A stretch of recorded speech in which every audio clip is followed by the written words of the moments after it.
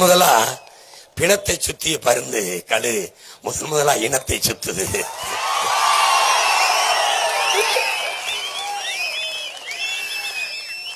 நான் வெல்லுவேன்.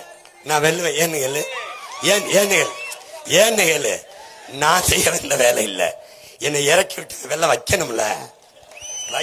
அவன் என்னை வழி நடத்துவான்ல. மொழியை, இனத்தை, நாட்டை நேசித்து செத்தவன் பல்லாயிரம் பேர் இருக்கான். அவன் மூச்சு காற்று என்னை இழுத்துட்டு போகும்ல, வழி நடத்தும்ல, எனக்கு முன்னாடி போகும், என்னை சுழன்று அடிக்கும்.